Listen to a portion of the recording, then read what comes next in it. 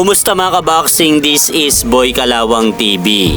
So kanina lang po mga idol naganap ang official weigh-in nila Sebastian Pundura at ang makakalaban nito para bukas na si Cordali Booker na gaganapin sa Mandalay Bay Resort and Casino, Las Vegas, Nevada. At dahil dyan mga idol ang unang tumapak sa timbangan ay ito pong challenger na si Cordali Booker at tumimbang nga po ito sa timbangan na 152.6 pounds habang tumimbang naman ang kasalukuyang kampiyon na si WBO at WBC World Super Welterweight Champion The Towering Inferno Sebastian Pundura sa timbangan na 152.8 pounds. Kaya dahil dyan, kapwa nakuha nga po ng bawat isa ang hinihinging timbang sa Super Welterweight Division. Kaya bukas na po magaganap ang laban na ito. At sa kabilang balita naman po mga idol, naaktuhan nga pong nanonood ng laban ni pambansang kamao Manny Pacquiao, itong si Floyd Mayweather sa loob ng kanyang sasakyan. At pinapanood nga po nito ang laban ni Manny Pacquiao kay Juan Manuel Marquez sa ika-apat na laban nila kung saan na-knockout nga po ang ating pambansang kamao Manny Pacquiao sa laban na yan.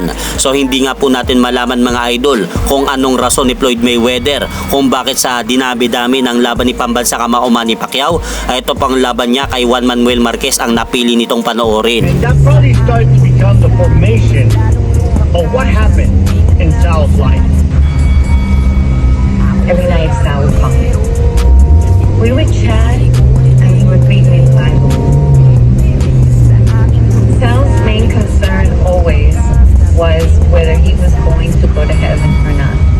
At sa kabilang balita naman, nagbigay ng pahayag itong ating Pilipinong kababayang boksingero na si former 4 Division World Champion Nonito the Filipino Flash Donaire patungkol sa kanyang karir sa sport ng boxing. At sinabi nga po mga idol ni Nonito na hindi pa daw siya nakahandang isabit ang kanyang isang pares na boxing gloves sa isang gilid ng sulok ng boxing ring dahil gusto pa daw niyang ipagpatuloy ang kanyang pagboboxing dahil nararamdaman pa daw niya na may natitira pa siyang gasolina sa kanyang sarili.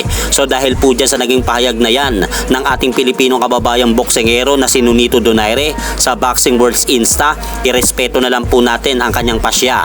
At may edad na nga po sa kasalukuyan ngayon itong si Nonito Donaire na 42 years old. At hanggang dito na lang po muna ang aking update sa mga aganapan sa mundo ng boxing. At syempre mga idol, huwag niyo rin pong kalimutan, pakisuportahan niyo naman po muna ang ating munting channel. Maraming salamat po.